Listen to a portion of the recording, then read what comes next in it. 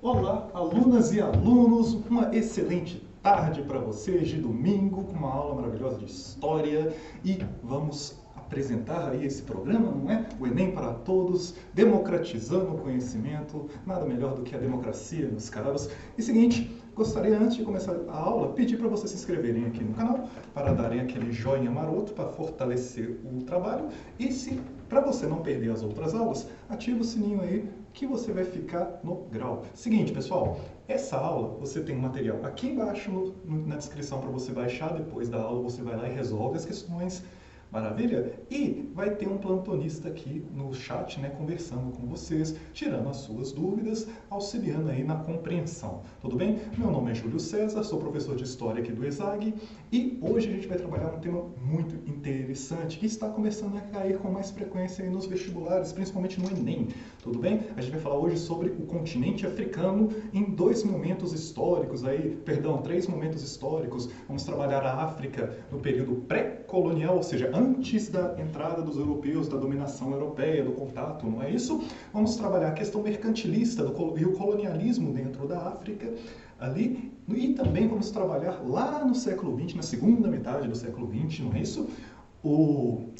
Todo o processo de descolonização, tanto da Ásia quanto da África. Tudo bem? Antes de começar, queria só agradecer a coordenação do ESAG Medicina pela oportunidade, o apoio aí da equipe, do plantonista e do pessoal aí da manutenção. Maravilha? Vamos lá, então, o nosso primeiro tópico da aula de hoje, colocando aí número 1. O primeiro tópico é justamente a África antes do contato do europeu, a África antes da dominação, que a gente chama de África pré-colonial.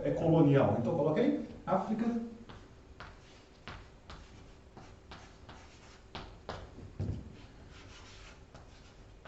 pré-colonial. E o que a gente tem que pensar é o seguinte, pessoal.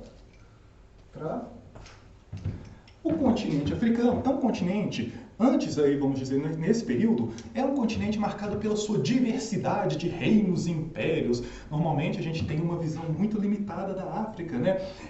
A gente pensa às vezes que a África é até um país, tem pessoas que pensam que a África é até um país, mas não confunda isso. A África é um continente com mais de 4 milhões de quilômetros quadrados e com uma imensa diversidade de reinos e civilizações nos mais diversos graus de desenvolvimento. E aí, a época, vamos dizer assim, do século XIII, depois de Cristo, do século XIV, você tinha alguns impérios que se destacaram. Alguns impérios esses que vamos trabalhar aqui dentro de sala. O Império do Mali e o Império do Congo. Mas antes da gente colocar isso, eu quero que você entenda isso. A grande variedade de reinos. Todo esse continente inteiro estava marcado por civilizações em diversos graus de desenvolvimento. Essas civilizações praticavam muito comércio. Tudo isso que eu branco que eu coloquei aqui no mapa são os principais pontos de comércio, de rotas comerciais complexas. Aqui ao norte da África nós temos a presença dos muçulmanos, dos mouros, que lá no século VII, né, com Maomé, você tem a unificação do Islã aqui na Península Arábica, eu coloquei de amarelinho aqui, na Península Arábica ela expande para o norte da África e depois ela entra aqui na Península Ibérica, não é isso? E domina aqui quase seus 80% do território da Península Ibérica. E tem uma série de rotas comerciais de caravana que os muçulmanos praticavam, e essas rotas se conectavam com as rotas comerciais interiores da África, dessa região da África que a gente chama de África Ocidental. Tudo bem? Então, já temos aí 2 tópicos importantes para falar, para colocar no quadro. Então, coloque aí no seu caderno. Quando a gente fala de África pré-colonial, a gente tem que lembrar da grande variedade e diversidade, né, no caso, a variedade de reinos e impérios. Coloque aí. Variedade de reinos e impérios. Além disso, nossa primeira setinha, nós temos aí uma complexa rede ou complexas rotas comerciais, né, ou rede comercial. Eu coloquei complexas rotas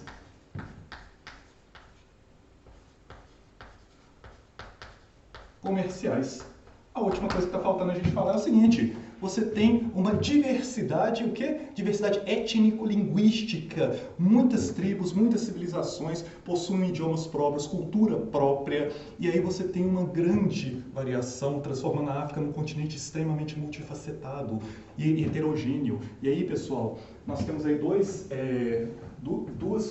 conjuntos de idiomas, né, interessantes de você saber aí para o vestibular, que aqui no norte, na região aqui do ocidente, nós temos o Mandi que vai dar origem a uma série de idiomas nativos aqui da África, e aqui na porção sul e bem central aqui, você tem o Banto, o idioma Banto, que também vai dar origem a uma série de outros idiomas, origens essas que vão ser trazidas pelos escravos quando vierem para o Brasil através do idioma, tudo bem? Então nós temos aqui uma variedade, ou melhor dizendo, diversidade étnico-linguística.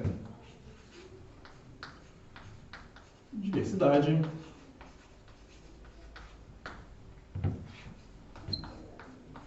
étnico-linguística. Tranquilidade?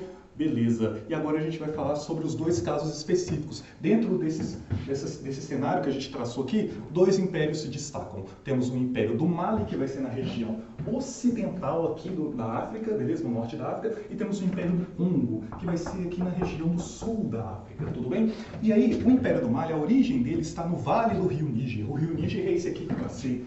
Aqui, mais ou menos na região aí onde hoje é o Mali, onde hoje é a Mauritânia, Gâmbia, esses países dessa região, tem o desenvolvimento de um império. Aqui, mais ou menos, bem próximos às margens do rio Níger. E aí, nesse local, é muito rico em ouro, em jazidas de ouro. E olha só, próximos às redes comerciais, os habitantes desse local vão começar a crescer muito, a enriquecer muito por causa do comércio de ouro. E aí, pessoal, olha só, você tem uma variedade de reinos, e esses reinos, obviamente, eles brigam também entre si, eles são inimigos uns dos outros do mesmo jeito que são aliados de alguns outros.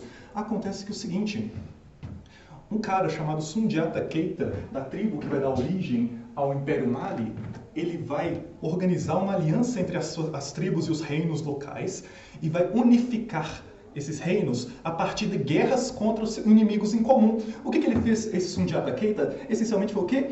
Pegou vários reinos que possuíam o mesmo inimigo que eles, que estavam invadindo a região, unificou todos eles sob uma aliança e combateu esses inimigos. Depois que esses inimigos foram vencidos, ele aperfeiçoou a aliança e consolidou um império que vai da costa ocidental africana até a região ali do Vale do Rio Níger. Então, o Império Mali, ele ficou mais ou menos assim, ó.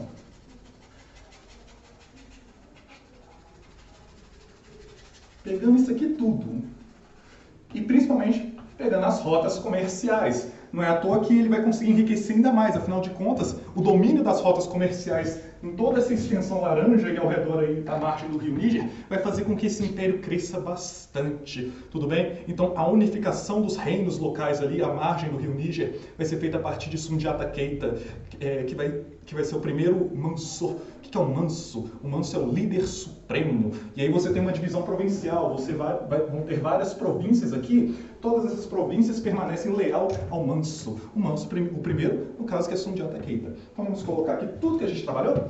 Letra B. O Império Mali. Ou Império do Mali. A unificação, que a gente acabou de falar aqui, ela acontece no século XIII. E a decadência total do Império acontece no século XVII. E aí, nós temos um elemento, já para trabalhar aqui a origem dele. Coloquei origem. A origem desse Império Mali está aí na sociedade que vai se desenvolver às margens do rio Níger, né? Então podemos colocar no Vale do Rio Níger. Então coloquei Vale do Rio Níger. Além disso, nós temos a unificação dos reinos da África do Ocidental por Sundiata Keita, então, que vai dar origem ao Império Mali. Então coloquei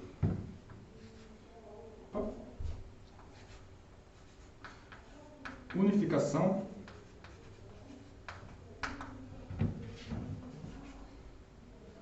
dos reinos da África Ocidental.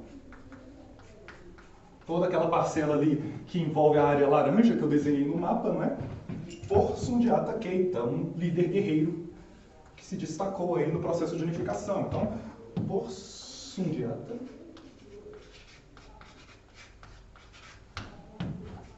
Keita.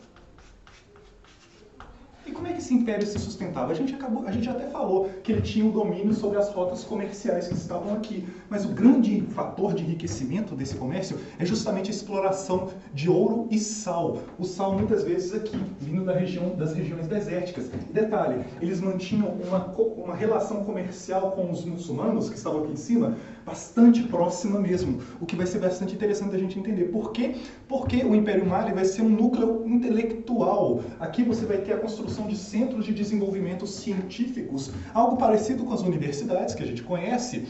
Por quê? Porque os muçulmanos eles foram responsáveis pela preservação e tradução das obras clássicas, lá das obras de Grécia, de Roma, das obras orientais, lá da Babilônia. Quem preservou e traduziu foram os muçulmanos. Não é à toa que quem também introduziu essas obras na Europa Ocidental também foram os muçulmanos, seja através aqui da Península Ibérica, ou seja através do comércio lá em Constantinopla, na atual Turquia.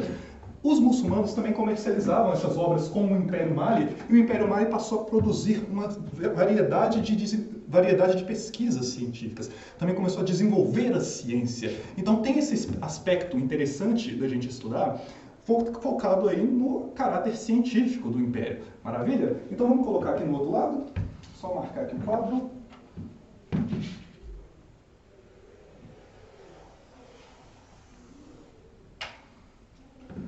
Nós temos economia,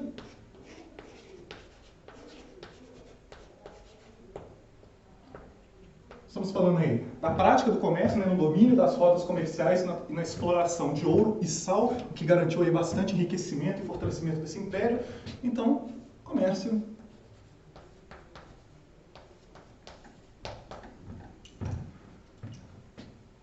Mais.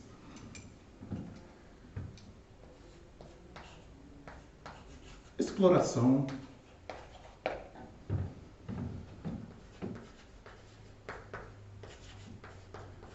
de ouro, sal. Além disso, você tem a produção científica, o desenvolvimento científico. Então, o Império Mali ele se torna um núcleo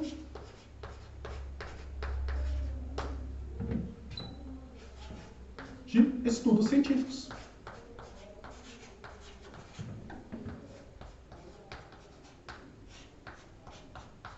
Isso é muito importante, interessante você saber, porque desmistifica a ideia de que a África não produzia ciência, de que a África não existia núcleos de aprendizagem, núcleos de ensino. Não, existiam sim. Muitos desses núcleos foram construídos a partir do contato com os povos islâmicos que traziam ali as obras em comércio. Mas houve esse desenvolvimento. É interessante você desconstruir a ideia de que na África houve sempre uma sociedade subdesenvolvida, houve sempre uma sociedade marcada por aquela pobreza, por aquela miséria que normalmente a gente tem construído essa ideia. Não, é interessante você saber que a história da África não começa a partir da entrada dos europeus no continente, do contato dos europeus. Estamos aqui trabalhando um grande império, um império esse que sobreviveu aí 4 séculos, tudo bem? E aí agora a gente vai trabalhar o nosso segundo, que é o Império do Congo, que fica aqui nessa região aqui do Rio Congo. Então, vou colocar de rosa aqui, só para a gente diferenciar. Pouco se sabe sobre o período de unificação desse império, mas o que se sabe é o seguinte, ele era bem extenso aqui e havia várias divisões. Nessas divisões, os governadores eram submissos ao imperador ou ao governante, seja o que for.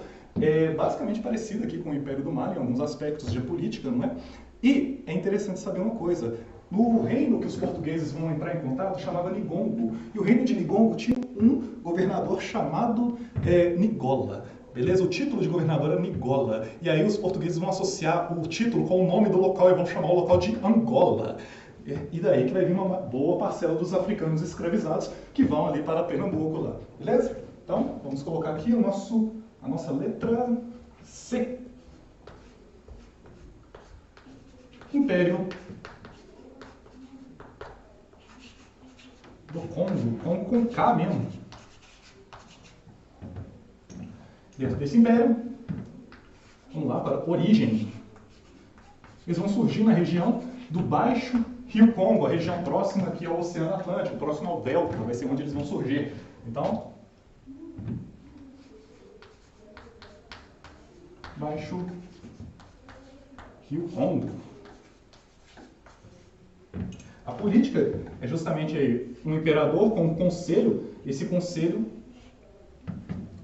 garantia ali as informações, principais informações sobre os reinos, mas as províncias, um governo extremamente provincial, fragmentado, que submissos ao poder do imperador. Então, a política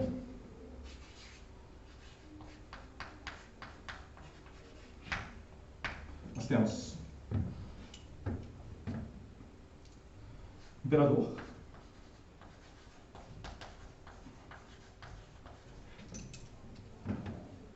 e conselho,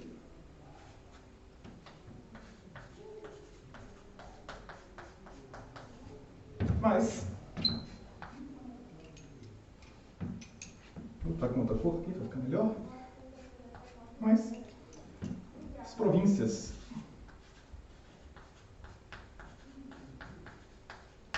E como é que funcionava a economia do Império Congo? Pessoal, olha aqui, do mesmo jeito que no norte da África, na região ocidental, nós tínhamos várias rotas comerciais. Pensa que tudo isso que eu não desenhei, toda a parte que eu não colori do mapa, são reinos diferentes, são vários reinos. Lembra que a África tem variedade, diversidade, pensa tudo nisso. E aí você tinha uma relação comercial entre o Império Congo e as outras civilizações da África. E o que eles mais comercializavam era a produção agrícola, eles dominavam as rotas comerciais e exploravam o cobre e também sal. Existiam algumas jacidas de sal ali. Então, colocando aqui o nosso próximo tópico. Economia.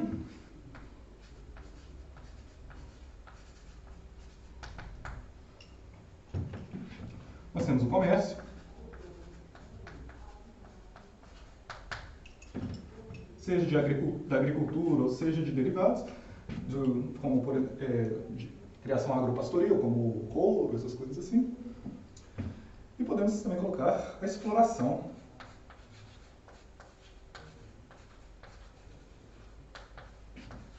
De cobre e sal.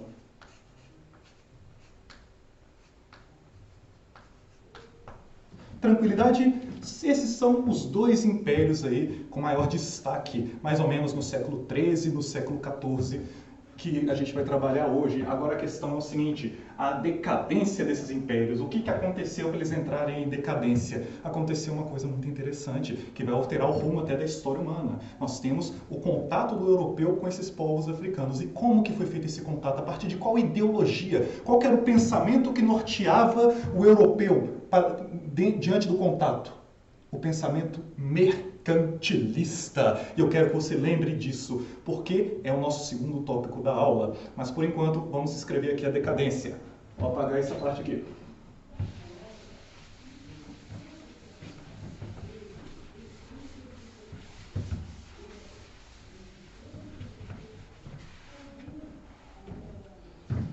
Tranquilidade, coloque aí letra D.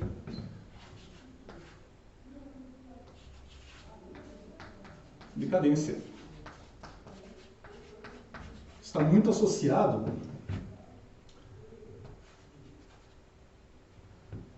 ao contato dos europeus. Por quê? Os europeus vão vir em busca de vários produtos para serem revendidos na Europa a preços mais caros. É a lógica da balança comercial favorável, que a gente vai avaliar com mais calma já já. Porém, esses europeus, quando eles chegaram, eles viram que a África tinha ouro, eles gostavam do ouro, viam que tinha marfim para fazer móveis, era ótimo, venderia igual água na Europa. Mas tinha algo que era muito mais interessante que os europeus queriam: o escravo. O escravo africano era muito valorizado pelos europeus. Era em um contexto de montagem dos sistemas coloniais, era um contexto de valorização da escravidão, principalmente em Portugal e Espanha. E aí a gente vai ver isso com mais calma. Porém, há uma valorização sobre o escravo, do homem escravizado. E aí o que acontece? A gente sabe que a escravidão humana é tão antiga quanto o próprio ser humano. Acontece que é o seguinte: A lógica da escravidão é feita a partir das guerras. Você guerreia com um reino disputando um território, disputando uma fonte, um recurso estratégico, e vai lá e quem vencer consegue prisioneiros de guerra que se transformam em escravos. Ninguém fazia guerra para pegar escravo e vender esse escravo. Não, mas o europeu vai chegar ali no continente africano e vai comprar esses escravos, vai trocar esses escravos por armas de fogo, por cachaça, por tabaco, e aí vai alterar uma lógica interna do continente, vai alterar uma lógica interna da própria escravidão. Agora, os reinos, para enriquecer, eles vão pegar armas com os europeus, vão atrás de escravos, vão guerrear com outros reinos para conseguir escravos, para vender para o europeu, para conseguir mais arma e se desenvolver. Ou seja, há uma alteração na lógica da guerra, uma alteração na lógica da escravidão. Por quê? Porque é uma escravidão voltada para o mercantilismo. E aí, quando normalmente o vestibular adora fazer essa pergunta, a diferença da escravidão antiga para a escravidão moderna, você tem que colocar ali, que é o seguinte: a escravidão moderna é uma escravidão mercantil, associada ao enriquecimento dos estados europeus. Tudo bem? Então vamos colocar aqui que a decadência desses impérios está muito associada ao contato com os europeus. Por quê? Porque aqui ao redor do Império Mali, você tinha um tanto de reino. Esses reinos começam a fazer contato com os portugueses, principalmente, inicialmente, depois vai ter outros, ingleses, holandeses e tal. E aí eles começam a comprar armas de fogo, trocando por escravo por arma de fogo. E aí eles começam a guerrear com o Império Mali, vários reinos guerreando com o Império Mali, querendo escravos, que o Império Mali vai atrofiando. A mesma lógica que na região do Império Congo, só que a região ali do Império Congo teve uma ação mais ofensiva de Portugal. De toda forma, aconteceu parecido. Outros reinos vão começar a guerrear entre si, as guerras internas da África, fomentadas pela busca por escravos, fomentadas pelo tráfico negreiro, vão gerar aí a decadência de grandes impérios africanos. Porque esses grandes impérios, outrora superiores, né, vamos dizer assim, outrora em destaque, eles vão começar a perder força por reinos que estão crescendo. Em função do quê? Estão crescendo em função do tráfico de escravos, da venda de seres humanos escravizados. Então, coloquei aí, a decadência está associada ao contato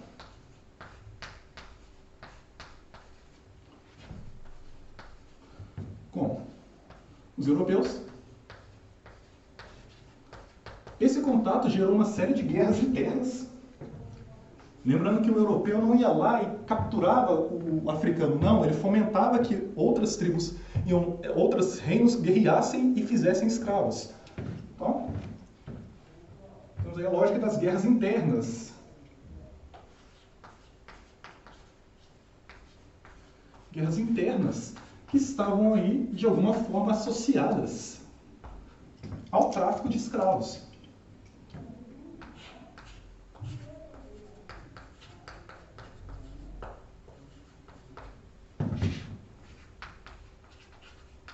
Agora a gente tem que entender o que é esse mercantilismo, o que é esse pensamento econômico que chega na África através dos europeus e altera a dinâmica interna da África, entende? É isso que a gente vai trabalhar agora no nosso tópico número 2, que é o mercantilismo e o colonialismo. Então coloquei aí número 2. Mercantilismo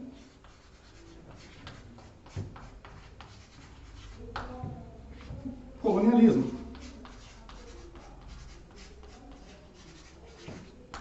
E aí, pessoal, para a gente entender o que é o mercantilismo, a gente tem que analisar o contexto.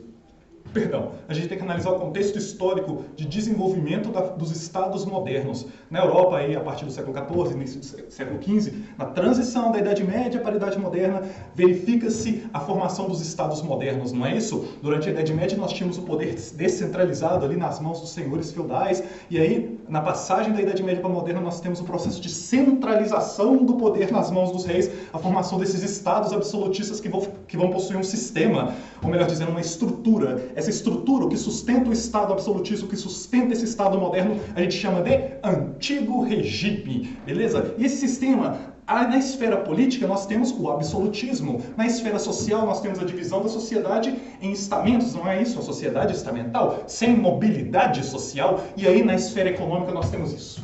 O mercantilismo, pessoal. O mercantilismo que é nada mais nada menos que um modelo econômico associado ao acúmulo de riquezas do Estado. O Estado vai procurar sempre acumular mais, comprar barato e vender caro. Não é à toa que quando eles chegam na África, os europeus chegam na África, primeiramente os portugueses, eles vão trocando por escravos produtos como tabaco, como cachaça, que são produtos que são de fácil produção de baixo custo, e o escravo é vendido a alto custo. Perdão, é vendido a altos preços. Isso é a lógica da balança comercial que a gente vai tratar já já. Então, entenda isso. O contexto histórico do desenvolvimento de um sistema mercantilista está diretamente associado ao quê? Está associado à formação dos estados modernos. Maravilha? Coloque isso. Vamos lá. Letra A. Contexto histórico está associado ao quê? À formação dos estados modernos.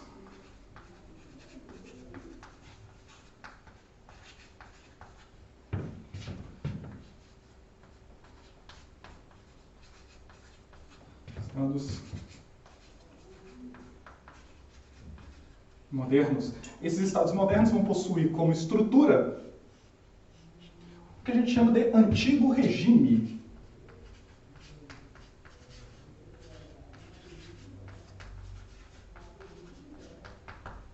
Tranquilidade, né? A gente vai agora para os elementos do mercantilismo. Marcamos aqui o contexto histórico de sua formação nesse período aqui dos estados modernos. Essencialmente aqui estamos falando mais ou menos do século XV. Vamos colocar século XV, XVI aqui, ou XVII, dependendo de alguns locais.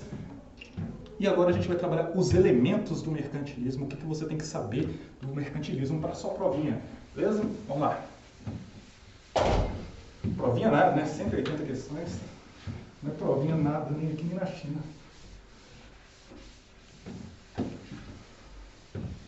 Vamos lá.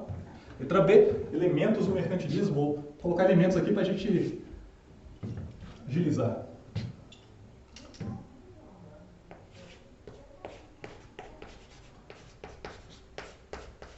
Elementos. O primeiro elemento do mercantilismo é justamente o quê? A intervenção do Estado na economia. Justamente, pessoal, o Estado vai seguir um norte econômico que vai ser o acúmulo de riquezas e o sempre focado no lucro, sempre focado em ganhar mais e gastar menos. Assim, não é possível que o Estado permita que haja um livre comércio. Não, o Estado vai regularizar todas as relações econômicas, vai favorecer mercadores X e desfavorecer mercadores Y. Acontece o seguinte, essa intervenção do Estado está associada a uma ideia de proteção, um protecionismo econômico focado o quê? Na acumulação. O Estado ele vai intervir na economia para justamente garantir a proteção dela. Maravilha? E é justamente isso, a intervenção do Estado visando um protecionismo econômico. Então coloque aí o primeiro tópico é justamente a intervenção do Estado.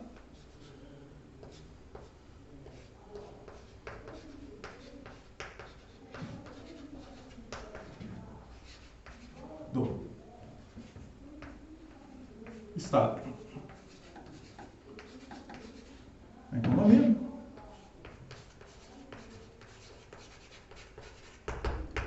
Isso aí está diretamente ligado à ideia de protecionismo econômico.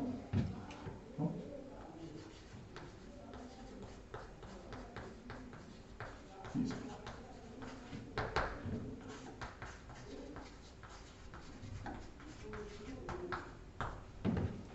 Temos também a lógica da balança comercial favorável. Coloca aí. Comercial.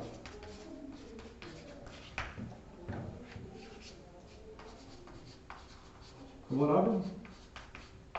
O que constitui a balança comercial favorável? Pessoal, a lógica de lucro. Pensa numa balança. A balança tem que estar sempre a favor de quem? Do Estado. O Estado tem que estar sempre comprando barato e vendendo mais caro. O Estado tem que estar sempre lucrando. Então, isso normalmente está associado a alguns produtos. Por exemplo, inicialmente, as especiarias. Os Estados buscavam comprar especiarias mais baratas para revendê-las mais caras. Depois, gêneros tropicais e tráfico de escravos. Justamente, vamos instigar o colonialismo. Não é à toa que a balança comercial favorável instiga a montagem do sistema colonial. Por quê? Porque é necessário construir um sistema colonial para produzir gêneros tropicais esses que vão ser vendidos na Europa, como no caso do Brasil, o açúcar. E aí esses gêneros tropicais vão ser revendidos a preços altíssimos na Europa, enquanto a compra deles vão ser feita com preços muito baixos. Entende? A lógica é basicamente essa. Então, dentro da balança comercial, nós temos a lógica do colonialismo.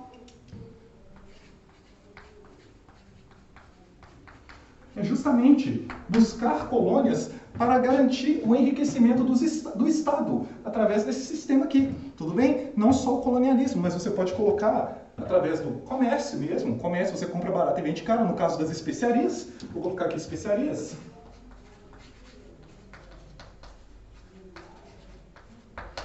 E o tráfico de escravos, que é o tema da nossa aula aqui. O tráfico de escravos, que justamente entra nesse mesmo quesito. Você compra escravo, você pega escravos na África e revende eles nas colônias, garantindo um bom preço. Na realidade, a venda não era feita nem em dinheiro. O escravo era trocado por açúcar durante um período, né, da história, principalmente do Brasil. Durante um certo período, o escravo foi trocado por açúcar e o açúcar era revendido na Europa, porque era muito valorizado. Mas, de toda forma, a balança comercial favorável também funcionava com o tráfico de escravos. O tráfico de escravos garantiu o enriquecimento de muitas nações europeias, principalmente Portugal. Então, tráfico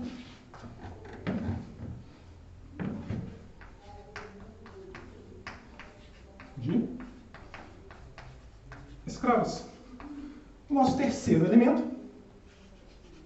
é um metalismo. O metalismo, pensa no nome, metal. É justamente aí a busca por metais preciosos para cunhagem de moedas, para acúmulo em si. A ideia era acumular o máximo de metais preciosos possíveis. Beleza? Então, os estados também estavam em busca desses metais preciosos, que se manifesta através do metalismo, um dos princípios aí do mercantilismo. Então, coloquei metalismo, busca por metais preciosos. Agora que a gente tem noção do que é o mercantilismo, dos elementos desse sistema, a gente vai avaliar ele no continente africano. Como que os europeus lidaram com ele no continente africano? E detalhe, a gente sabe que os europeus chegaram no continente, ou, entre aspas, né, conheceram o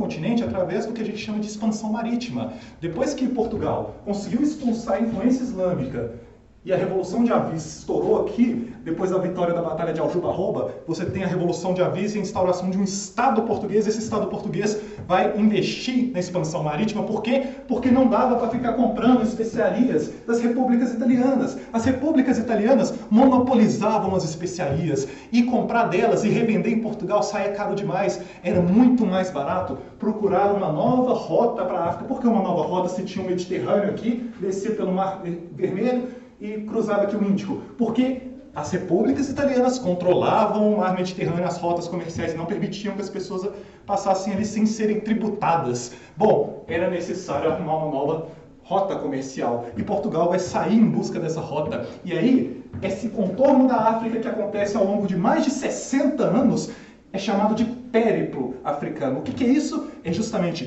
todo o processo de contorno da África.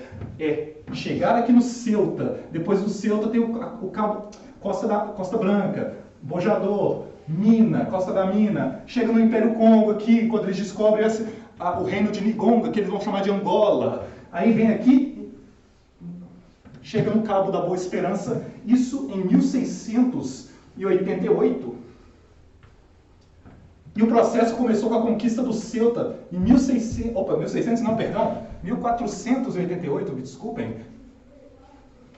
1415. Durou praticamente mais de 60 anos aqui para chegar, para conseguir descobrir uma nova rota para a Índia e conseguir realizar um comércio.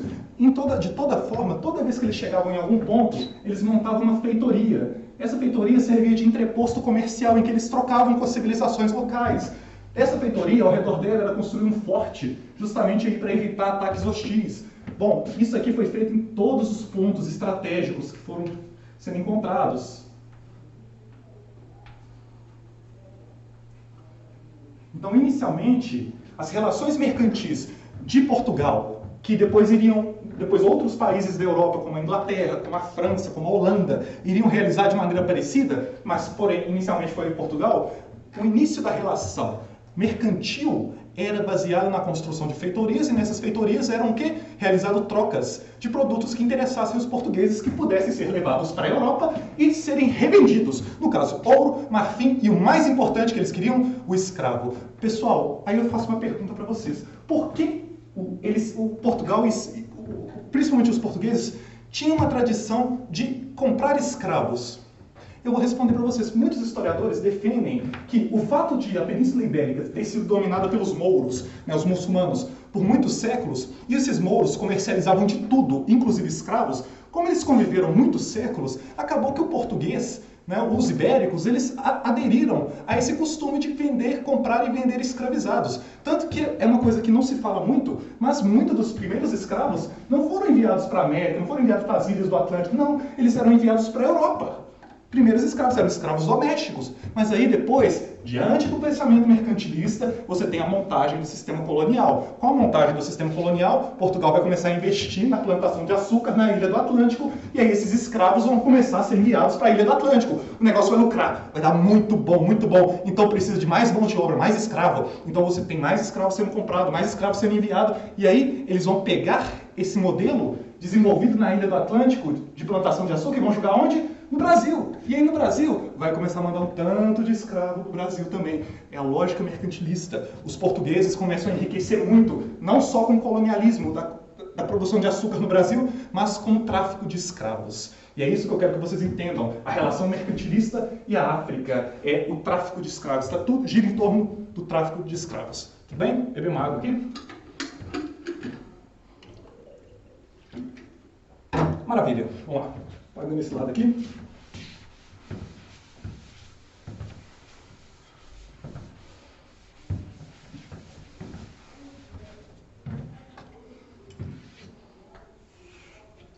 Então, letra C. África.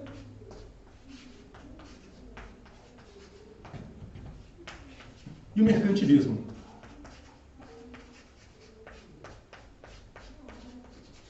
Então a gente falou ali que inicialmente nós temos a construção de feitorias e fortes na costa, ao longo de toda a costa africana, e esses locais seriam pontos de troca, beleza? Então, coloquei.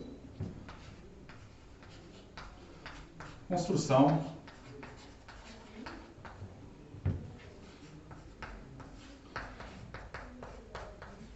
feitorias e tá mais pro lado aqui e fortes ao longo da costa africana. E o principal, vamos dizer assim, entre aspas, produto que os portugueses mais almejavam, entre aspas, obviamente, era o africano escravizado. Então, o tráfico de escravos vai ser responsável pelo enriquecimento de Portugal, não só de Portugal, mas depois quando a Inglaterra se lançar à África, quando a França se lançar à África, a Holanda também, eles também vão entrar com o comércio de escravos, vão entrar querendo ali comercializar escravos. Então, essa prática, o tráfico em si, promoveu um grande enriquecimento dos estados mercantis. E aí é importante você entender isso. É importante você lembrar também que na época, na sociedade colonial, né, ou melhor dizendo, na economia colonial do Brasil, por que se trocou o índio pelo escravo africano? Obviamente que existem vários motivos que a gente pode debater aqui, não é o caso da aula, mas um dos motivos é justamente o que? Sustentar o comércio de escravos que enriquecia Portugal. Ou seja, Portugal não basta lucrar apenas com a produção agrícola, tem que lucrar com a venda da mão de obra também. Entende? Então vamos lá. O tráfico, então. Coloquei. De escravos. Esse tráfico promoveu o enriquecimento dos estados mercantis. Enriquecimento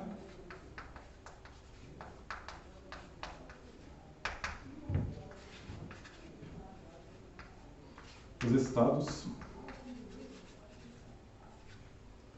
mercantis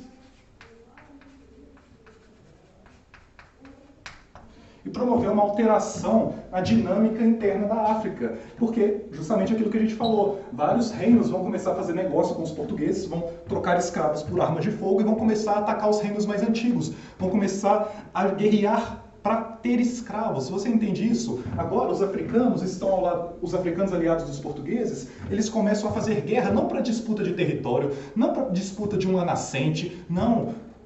simplesmente para fazer escravos para serem trocados pelos europeus. Afinal de contas, além de armas de fogo, eles também os escravos eram trocados por cachaça e tabaco. Esses dois produtos eram extremamente valiosos na África e muitos reinos vão crescer, vão enriquecer e se desenvolver a partir da venda, da troca de escravizados por esses produtos. Tudo bem? Então coloque aqui.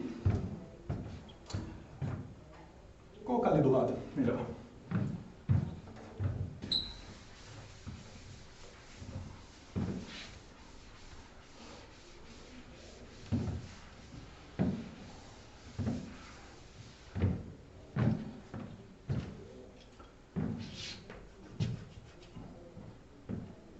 Temos aí uma alteração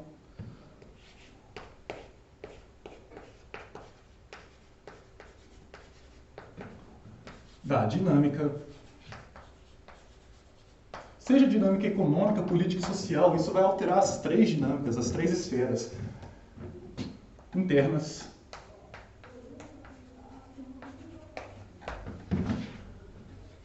da África.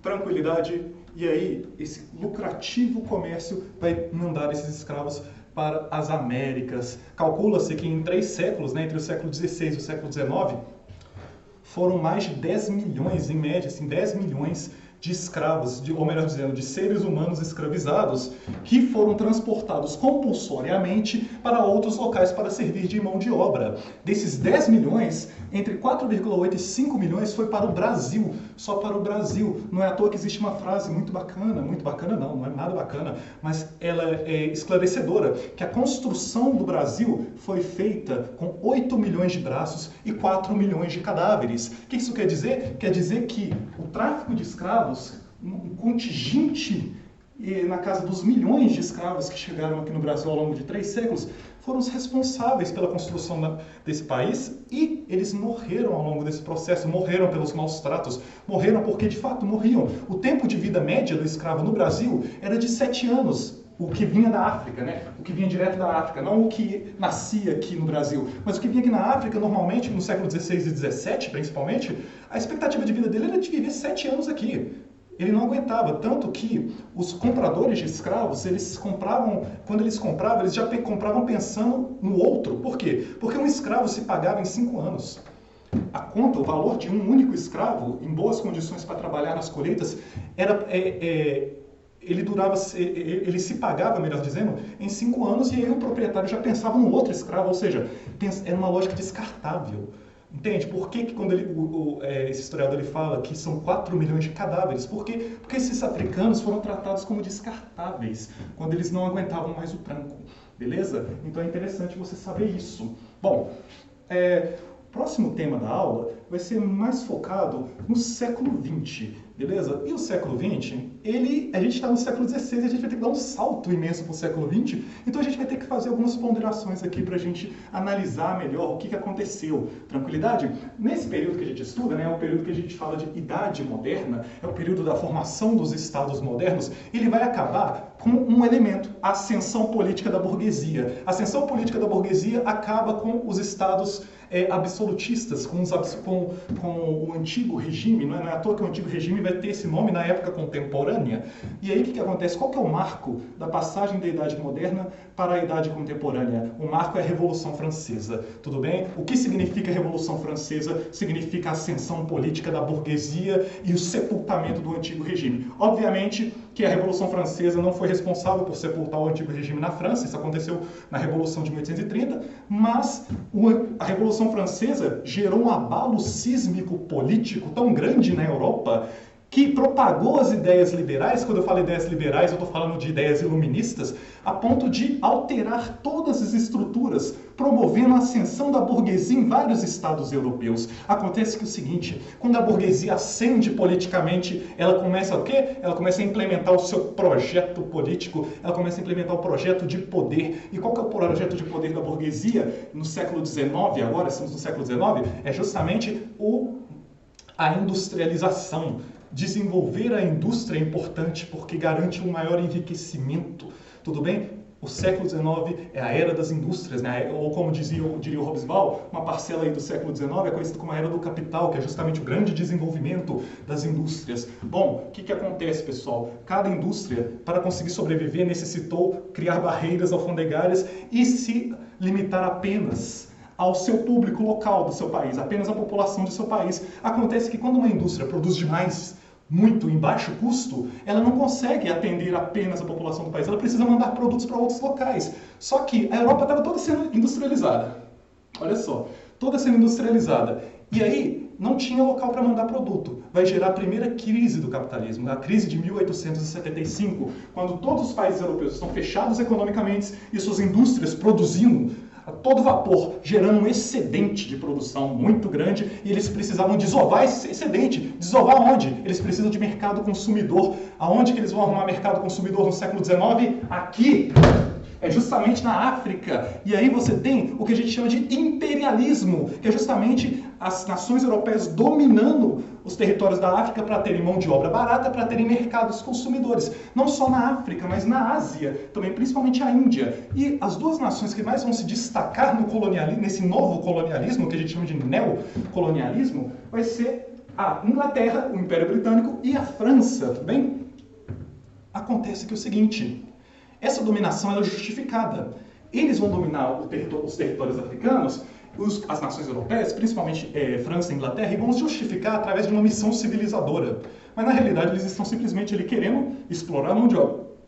Explorar a mão de obra e garantir o seu mercado consumidor. Acontece que o seguinte: essa divisão não foi igualitária entre as nações europeias. As mais fortes industrialmente, ou as mais antigas industrialmente, como no caso da Inglaterra, que já estava mais forte, mais consolidada a sua indústria, e sua economia, seu poder, e a França também, que de certa forma estava bem forte economicamente, eles vão ficar com a maior parcela da África. Então, se a gente olhar aqui no mapa, agora a gente vai transformar o nosso mapa do século XV para o mapa do século XIX.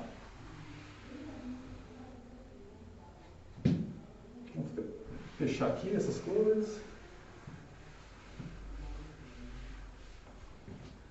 Ao longo de todos esses séculos, a dominação europeia na África se limitou apenas à costa africana. Portugal manteve alguns poços deles, mas ao longo de tempos, com guerras entre as nações europeias, ele perdeu alguns desses poços, e a Europa, e a Holanda, a França, a Inglaterra dominou esses poços. Acontece que é o seguinte: antes do imperialismo europeu, antes do século XIX, a dominação europeia sobre a África era meramente associada ao comércio, era meramente associada à costa, estava ali na costa. Agora eles, em busca não só de metais preciosos, mas em busca de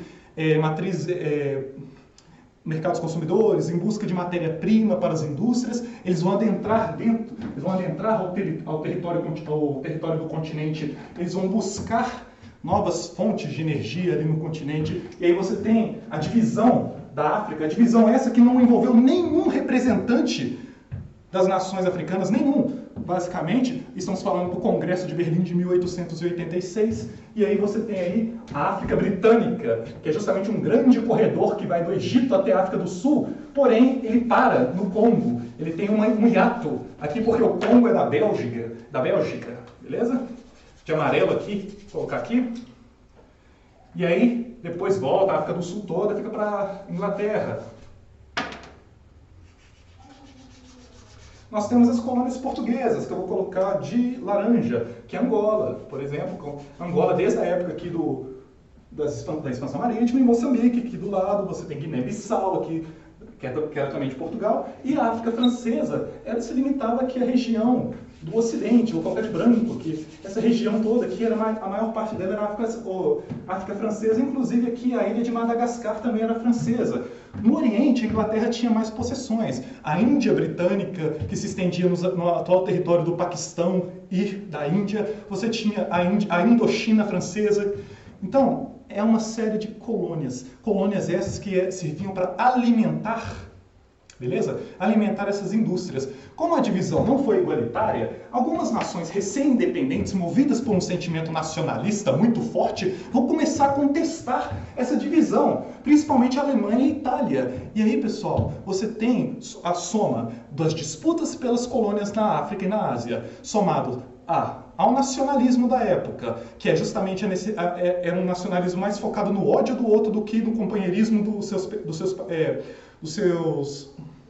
fuja a palavra, seus compatriotas, vamos dizer assim, e temos aí uma paz armada, que é justamente um desenvolvimento da indústria bélica nesses países e em um momento de paz. Tudo estava sendo feito para que ocorresse um grande conflito que de fato aconteceu depois de crises acentuadas no Balcãs e no Marrocos. É eclodida a Primeira Guerra Mundial. E a Primeira Guerra Mundial vai ter como vitoriosa a Tríplice Entente, representada pela Inglaterra e França, que vai impor aos perdedores tratados humilhantes, pesadíssimos. E aí uma coisa é o seguinte, esses tratados, que são bastante humilhantes, vão gerar um sentimento de rancor por parte dos alemães, por parte dos italianos, né? Eles vão se sentir bastante humilhados, e essa humilhação associada a um nacionalismo fervoroso e em um contexto geopolítico de avanço do socialismo na União Soviética e queda do capitalismo liberal por causa da crise da Bolsa de 1929, você tem a necessidade de buscar um novo caminho. Na Alemanha, o caminho vai ser o nazismo, na Itália, o caminho vai ser o fascismo. Obviamente, a Itália começou primeiro, começa com a Itália, depois a Alemanha. E aí você tem outros estados que vão optar por um caráter totalitário, ou seja, que a totalidade das estruturas do Estado estão na mão do executivo, estão na mão de um líder ou de um grupo. A totalidade, por isso que é totalitário, tudo bem? E aí, o totalitarismo, o fenômeno do totalitarismo é o maior vetor para a Segunda Guerra Mundial. E aí, pessoal, a Segunda Guerra Mundial, muitas das colônias vão combater em territórios estratégicos. Muitos das colônias, dos africanos, dos indianos, dos chineses, eles vão lutar ao lado de suas metrópoles, ao lado da Inglaterra, ao lado da Alemanha, dependendo da colônia. E depois da Segunda Guerra Mundial, a Europa estava arrasada, destruída. E detalhe, os países africanos perceberam isso. Perceberam que esses europeus que se julgam superiores, que se julgam melhores, eles também são frágeis como seres humanos. Eles também são como nós. Eles também são frágeis. Obviamente que essa ideia não surgiu do nada, já existia, mas ela ganha muita força. Ganha força a ideia de que superioridade europeia não está com nada, isso não existe. Tudo bem? E aí, você tem vários movimentos na África e na Ásia de libertação, de emancipação. E aí, eu falei tudo isso para justamente entrar no nosso terceiro tópico da aula, que é a descolonização da África e da Ásia, que acontece na segunda metade do século XIX, depois da Segunda Guerra Mundial, quando há movimentos de emancipação movidos pelo nacionalismo e movidos pelo questionamento da superioridade dos europeus. Os africanos e asiáticos que lutaram ao lado deles viram que a Europa ficou destruída, viram que os soldados europeus são frágeis como qualquer um ser humano é frágil, e eles vão começar a dissipar esse pensamento, promovendo a luta pela independência. Então, eu vou beber uma água e a gente vai colocar, não tudo isso no quadro, mas o terceiro tópico da aula, beleza?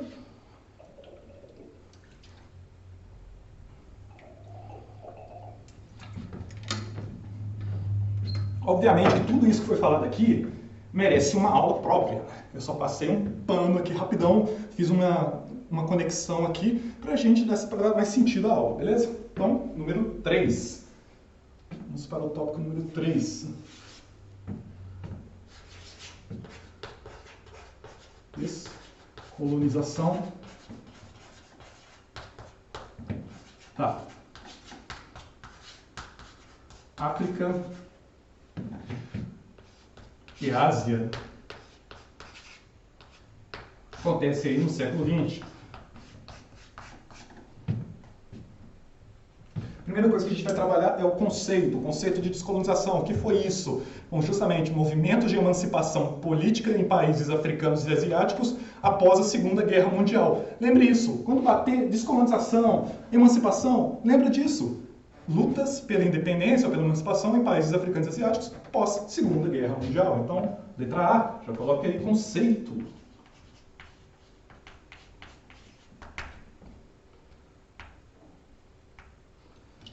O conceito, temos aqui processos de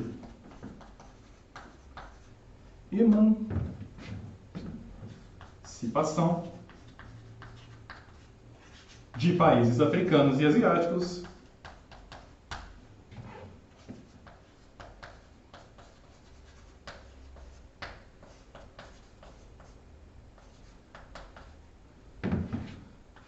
pacíficos após a, vou colocar aqui de abreviado, Segunda Guerra Mundial, World War II. Tranquilidade? Essencialmente esse é o conceito. Agora a gente vai trabalhar os elementos, o que norteou esses países, quais as motivações que nortearam eles em busca da sua independência. E aí eu chamo vocês para o próximo quadro aqui do lado.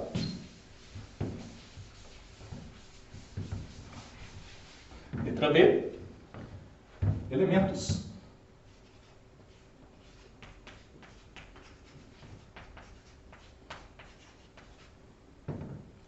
Simbora. Nós temos aí, inicialmente, um alto custo na manutenção das colônias. Como a gente falou agora há pouco, as nações europeias estavam arrasadas, destruídas, não só estruturalmente, mas economicamente. Era muito difícil manter um sistema de segurança, manter tropas, realocar tropas nas colônias para sufocar revoltas. Porque depois da Segunda Guerra Mundial, as metrópoles vão vivenciar uma onda de revoltas em suas colônias. Revoltas essas justamente visando a emancipação política. E está rolando revolta, o que a metrópole tem que fazer? Ela tem que sufocar essa revolta. Só que a Europa está destruída, está arrasada, a economia dos países está arrasada. E aí eles vão precisar... Como que eles vão mandar tropas? Como que eles vão garantir a segurança da colônia, preservar a integridade da colônia do jeito que eles querem? Fica muito difícil. Então, o alto custo para a manutenção colonial diminuiu as forças militares para combater as revoltas ali na colônia e favoreceu ali o processo de emancipação, as lutas pela emancipação. Então, já podemos colocar aqui, altos custos, o alto custo da manutenção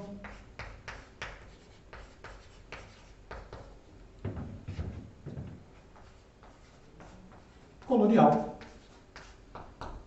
Além disso, a gente já falou, há um maior questionamento sobre a ideia de superioridade do europeu, tudo bem? Não que não existisse antes esse questionamento, mas esse questionamento ganha mais força depois da Segunda Guerra Mundial, quando eles veem que a Europa é totalmente destruída, quando eles percebem que a Europa está totalmente fragilizada. Esse pensamento se dissipa com maior facilidade nesse contexto, tudo bem? Então coloque aí.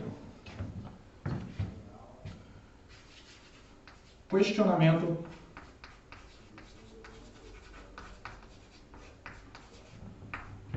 da ideia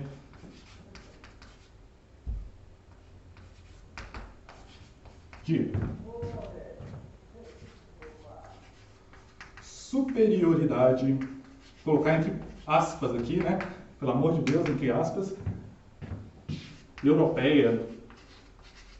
Esse pensamento de superioridade europeia, de que os europeus, no caso brancos, eles levariam uma missão civilizadora, eles iriam civilizar os povos africanos porque se julgavam superiores, essa ideia começa a cair por baixo, começa a ser bastante questionada no pós-Segunda Guerra Mundial, beleza? Então, um outro elemento é o seguinte, depois da Segunda Guerra, é organizado uma comunidade internacional, né, ou melhor dizendo, uma organização internacional de países para resolver os conflitos de forma que seja na negociação, de forma pacífica. Essa organização, estamos falando da ONU, não é isso? A Organização das Nações Unidas. E a ONU, através da Carta de 46, defende o que? A autodeterminação dos povos. O que é a autodeterminação dos povos? É o direito de um povo se sentir pertencente a um país que remete às suas raízes, à sua cultura. E esse trecho da Carta da ONU vai ser utilizado pelas nações africanas, pelas sociedades africanas, na luta pela emancipação. Então a Carta da ONU favorece ou fortalece o movimento de emancipação dos países africanos e asiáticos, porque defende o direito de autodeterminação dos povos. Então coloque aí, Carta da ONU.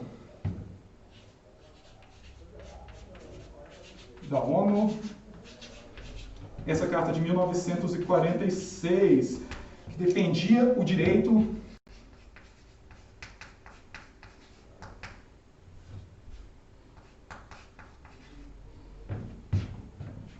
à autodeterminação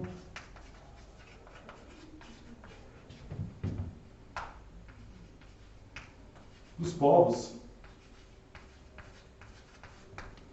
Além disso, e por último, não menos importante, nosso mapinha aqui já deu o que tinha que dar, vou apagar ele aqui.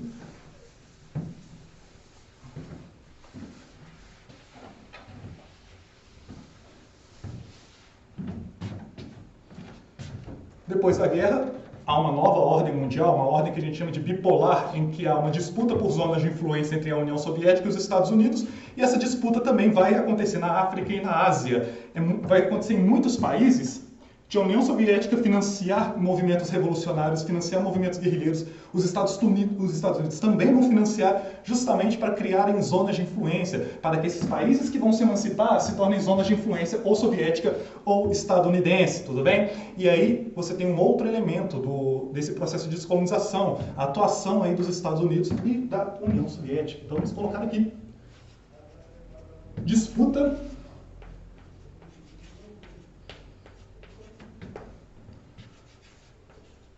por zonas de influência entre Estados Unidos e União Soviética. Diante de todos esses elementos, agora a gente vai para os casos específicos. Vamos estudar um caso na Ásia, que é o da Índia Britânica, e um caso na África, que vamos falar sobre a África do Sul, especificamente sobre o seu processo de independência e também sobre o processo de segregação racial que deu origem ao apartheid, que é importante saber para a prova. Um minutinho, por gentileza.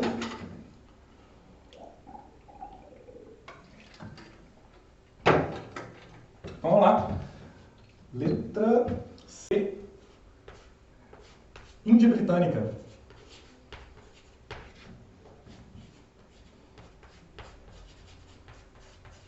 Na Índia, você vai ter dois grupos que vão movimentar a população, vão mobilizar a população em prol da independência da Índia. Vai ser o seguinte, você tem um grupo de hinduístas e budistas, que vai ser o Congresso Nacional Indiano. Os seus líderes são Mahatma Gandhi e Jawaharlal Nehru, tudo bem? A gente só chama de Nehru porque ninguém merece falar Jawaharlal,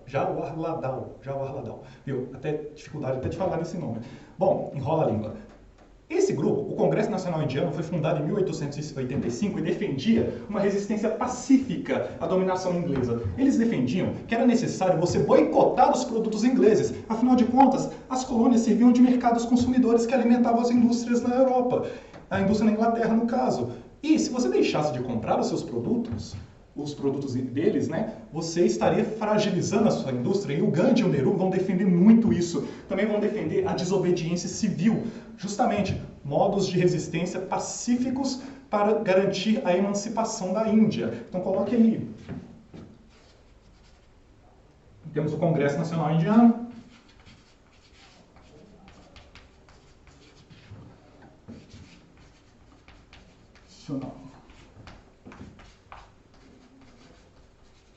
Indiano. Ele é do ano de 1885. Vai ser fundado em 1885. Os seus líderes, temos aqui o Gandhi, mais o Nehru,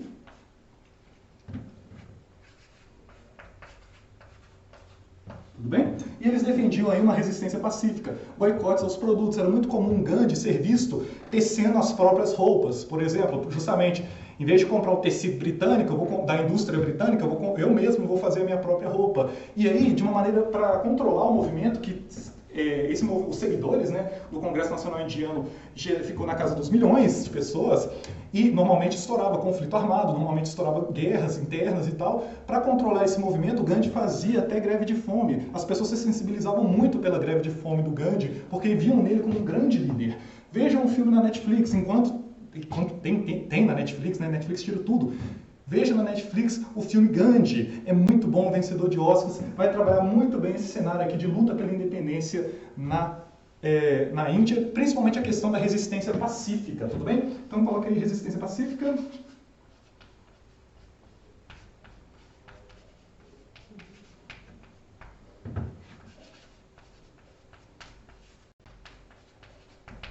Isso aqui está ligado ao boicotes aos produtos ingleses, boicotes, mais desobediência civil.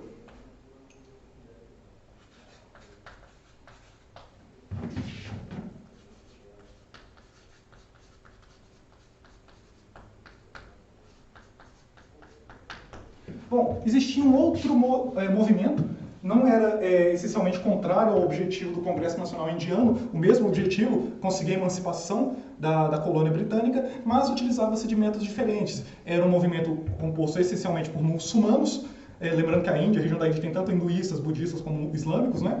Esse movimento ficou conhecido como Liga Muçulmana e era liderado por um cara chamado Muhammad Ali Jinnah. E o Jinnah defendia que não podia ser uma resistência pacífica. Eles não eram inimigos, ele só discordava do Gandhi e do Nehru. Para ele, para o Jinnah, era necessário fazer uma luta armada. Então, o Jinnah promoveu muito a luta armada para eliminar o domínio britânico. É formado, então, a Liga Islâmica, ou Liga Muçulmana.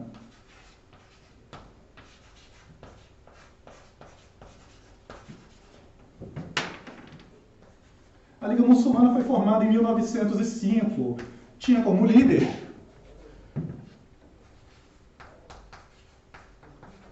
um cara chamado Muhammad Ali Jinnah. Eu vou colocar só Jinnah, para facilitar aqui. E defendia a luta armada. Defendia que a independência devia ser feita através da luta armada. Então, luta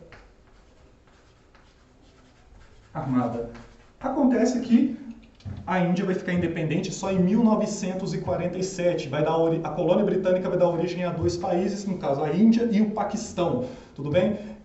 E dentro desse processo todo, você tem conflitos entre muçulmanos e budistas e hinduístas, principalmente na disputa de territórios, o que vai acontecer até no assassinato do Gandhi. Beleza? Mas em 1947 ocorre a independência.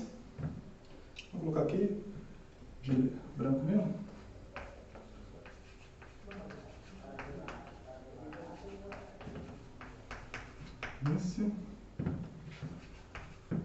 A independência da Índia acontece em 1947, dando origem a dois países, sendo que você tinha o Paquistão Oriental e o Paquistão Ocidental. A gente vai colocar aqui Paquistão. Podemos colocar aqui, não tem problema não. Vai dar origem à Índia, o Paquistão. No caso aqui, tem o Oriental e o Ocidental.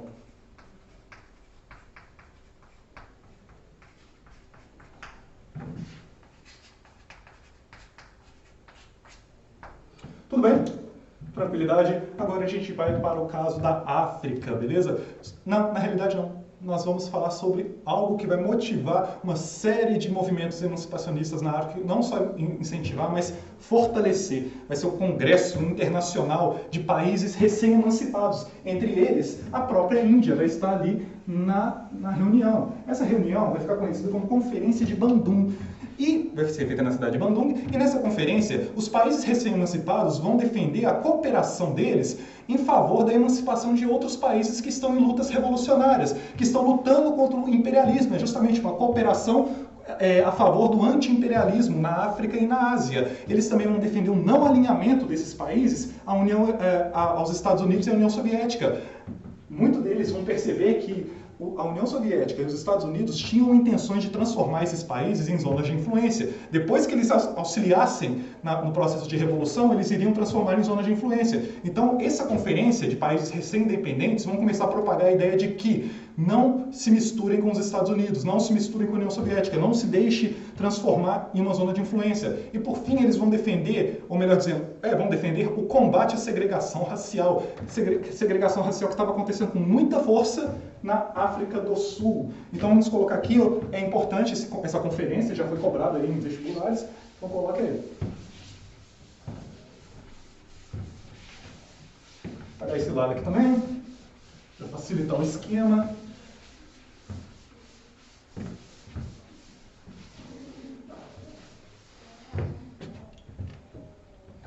Então, letra D, Conferência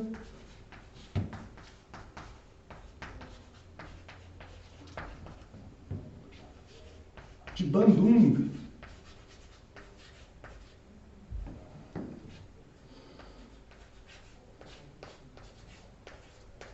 Em 1955, uma reunião de países recém-independentes, tanto da Ásia quanto da África. E quais eram seus objetivos? Coloque aí.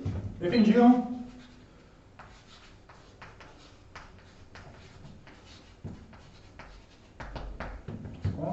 Nós temos aí a cooperação na luta anti-imperialista.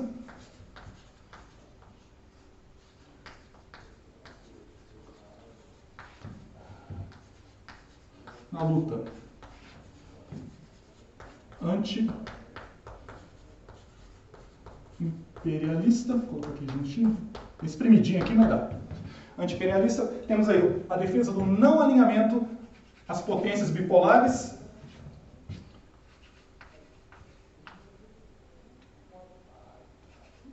Não alinhamento.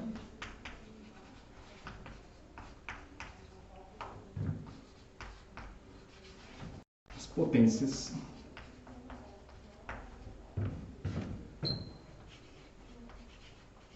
bipolares. E também o combate à segregação racial que estava acontecendo com muita força lá na África do Sul. Então, combate à segregação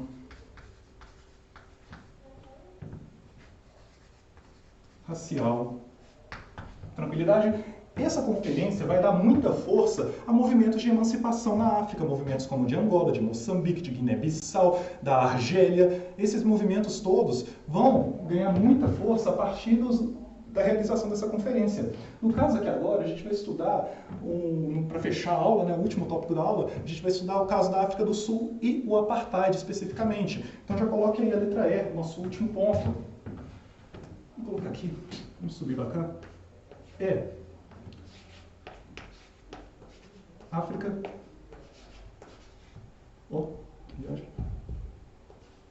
África do Sul.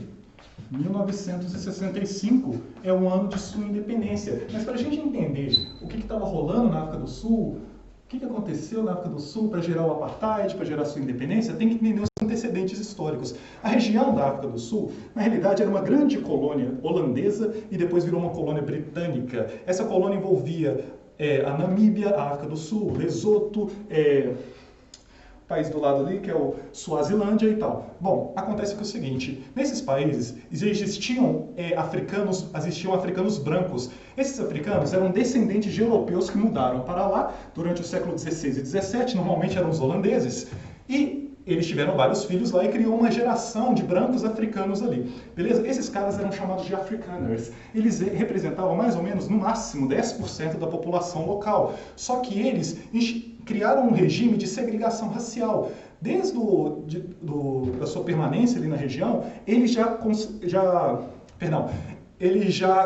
concentravam direitos políticos em suas mãos, segregavam bairros de negros, bairros de brancos, locais que os negros não podem ir.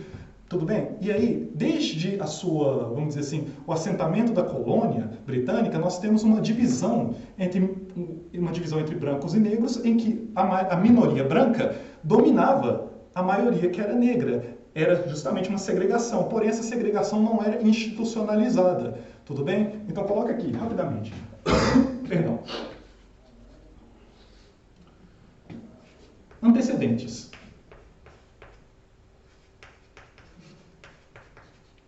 É importante você saber que antes do processo de independência da África do Sul, ocorria a dominação de uma minoria branca, a dominação da minoria branca sobre uma maioria negra. Então, dominação de uma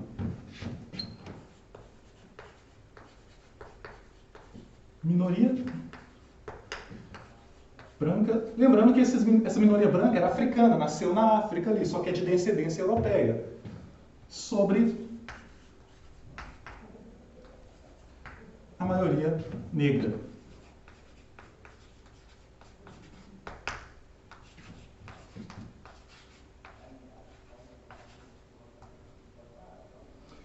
Isso aqui já configura uma segregação racial, porém não é uma segregação racial institucionalizada.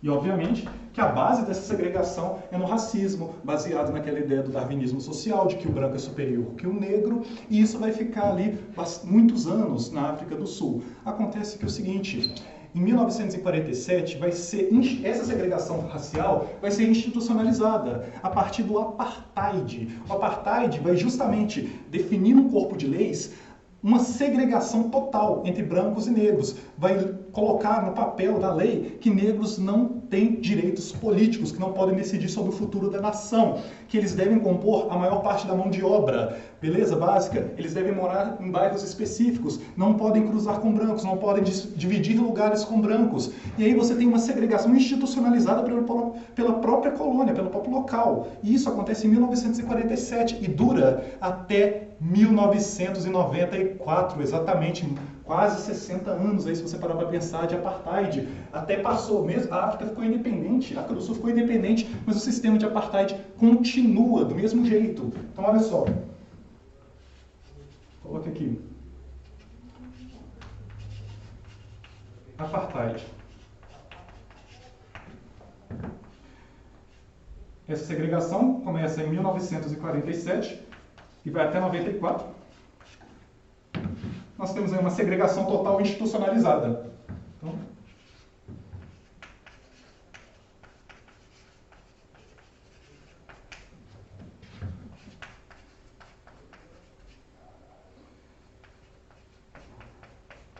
institucionalizada.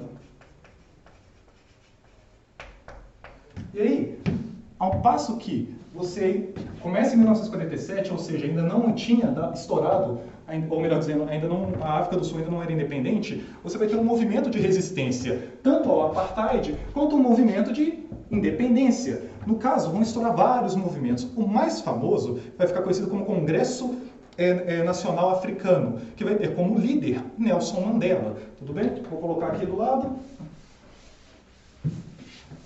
Entre várias pautas, o Congresso Nacional Africano defendia a independência da África do Sul, do domínio britânico, e também combatia o apartheid. De toda forma, a África do Sul vai conseguir a sua independência, mas vai manter o apartheid. Quando ela mantém o apartheid, significa que a África do Sul é independente, mas que ainda é dominada pela minoria branca, que continua ali oprimindo aquela população, a maior parte da população, oprimindo e segregando essa maior parte da população, utilizando ela apenas como mão de obra. E aí você tem aí o Congresso Nacional Africano, justamente para combater esse modelo de segregação. Então coloque aí.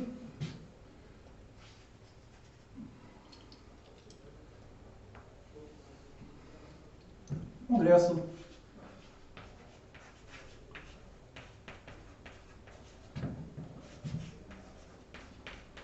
Nacional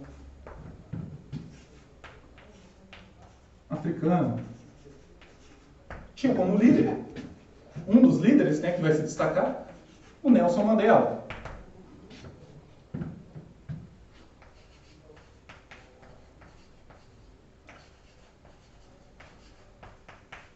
E essa organização, ela defendia uma resistência armada, uma luta armada contra tanto a dominação britânica quanto a dominação pela minoria branca. Eles defendiam o uso da violência. O próprio Mandela vai defender o uso da violência e vai ser preso praticando aí, atos de violência, sendo que ele vai ser preso como terrorista, vai ser considerado terrorista, vai ficar preso muito tempo. Acontece que é o seguinte, durante a prisão do Mandela, ele vai começar a liderar um movimento da própria prisão, né?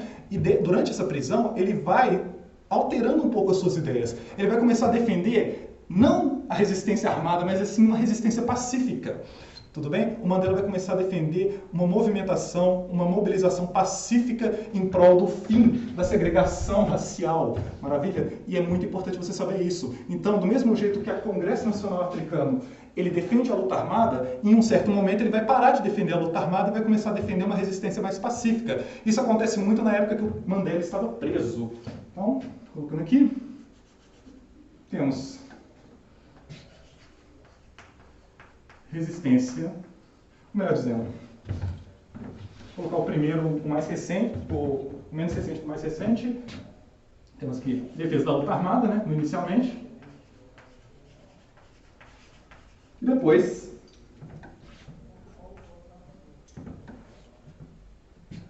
uma resistência pacífica, a defesa de uma resistência pacífica.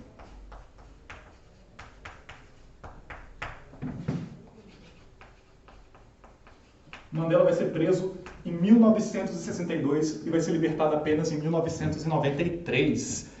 62 a 93, né? Você para pensar, 31 anos. Bom, de toda forma,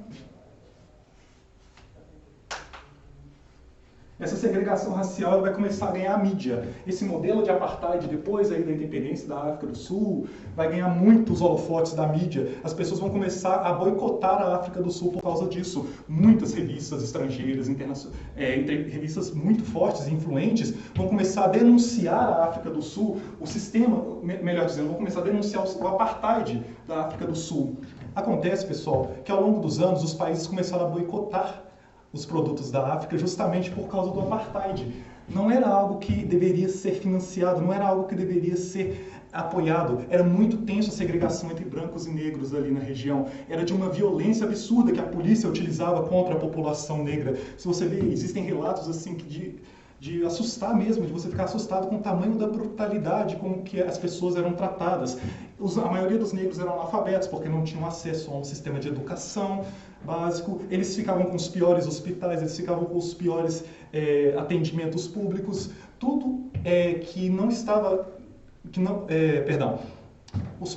eles viviam em condições insalubres. Então acabou que chamou a atenção da opinião internacional e muitos países começaram a boicotar a África do Sul. Esse boicote levou a um isolamento econômico muito grande. E detalhe, um país recém-independente, vale isso para a Índia, vale isso para a África do Sul, para os outros países, ele não possui estruturas econômicas para se sustentar sozinho. Ele precisa garantir a venda de uma produção, venda para outros países, ou seja, exportação. Ele necessita ainda da exportação. E quando há um boicote muito grande, por causa do apartheid, acabou gerando um isolamento econômico que gerou uma crise econômica muito grande na África. Beleza? Então coloquei. Ocorre um boicote.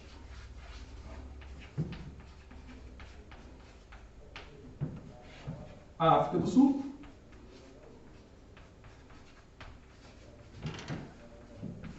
Esse boicote, respondo aqui, deu origem a um isolamento econômico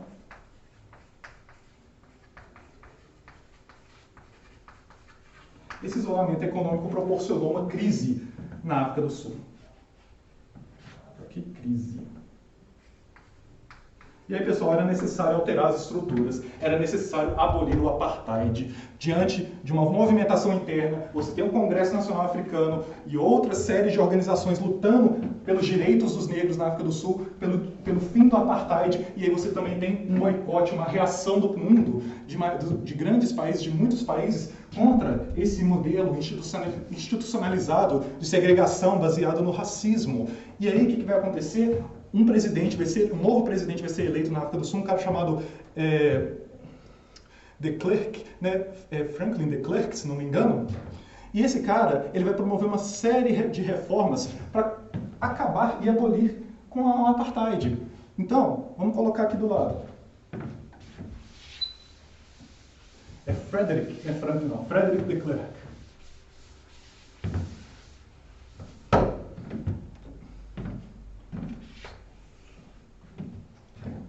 Vou colocar aqui. Não, aqui vai ficar ruim. Então, reformas.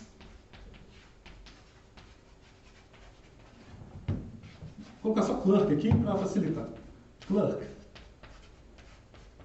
O presidente Frederick de Klerk, ele assume em 1989 com a promessa de acabar com o apartheid e resgatar a economia sul-africana. E ele assume em 1989 e termina o seu mandato em 93. E ele vai conseguir, de fato, ele vai abolir o apartheid. Então, dentro dessas reformas, acontece a abolição. Coloquei a abolição do apartheid.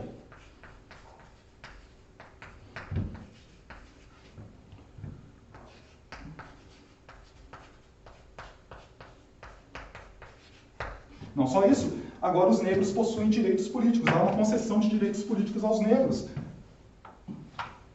E agora eles podem participar das eleições, tanto legislativas quanto executivas. A cidadania na África do Sul é estendida à população negra, à maioria da população. Então, direitos políticos aos negros.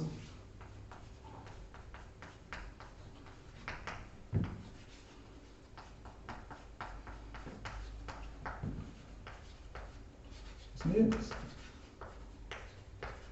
E além disso, ocorreu a libertação de Mandela, o líder que estava preso e estava liderando o movimento do Congresso Nacional Africano, defendendo a resistência pacífica da prisão, ele vai ser libertado.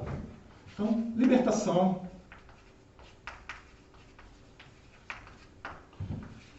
de Mandela. E aí, pessoal, em 1993 acaba o mandato de de Klerk e tem a eleição para presidente. Quem vai ser o primeiro presidente depois da abolição do apartheid na África do Sul? Mandela. Mandela é o primeiro presidente negro da África do Sul e ele, juntamente com Frederick de Klerk, vão receber o Prêmio Nobel da Paz por causa do fim do apartheid, pela abolição do apartheid. Tranquilidade? Então, o Nelson Mandela, ele foi aí o primeiro presidente negro da África do Sul. É um contraste muito grande, um contraste histórico imenso, porque a África do Sul possuía uma minoria branca, essa minoria branca permaneceu no poder por muitos anos, e só em 1994 que um negro, representante da maior parcela da população, chega ao poder. Então, ao longo dos anos, que representatividade foi essa? Foi uma representatividade dos interesses de quem? Dos interesses da minoria branca. Beleza? Então, aqui no caso, muda o cenário, o primeiro presidente negro. Tranquilidade, pessoal? Maravilha. A gente termina aqui a aula de hoje. Tocamos aqui nos principais tópicos que estavam esquematizados. Cliquem aqui embaixo no material, façam os exercícios, treinem bastante, tudo bem? Muito obrigado por ouvir a sua aula, por ser uma pessoa maravilhosa, que eu sei, tenho certeza que você é. Se você perdeu alguma aula do Exag Online, clica no canal aqui, tem tudo organizadinho, bonitinho, tudo bem? Excelente final de semana, uma ótima semana para você. Grande abraço, tamo junto. Falou!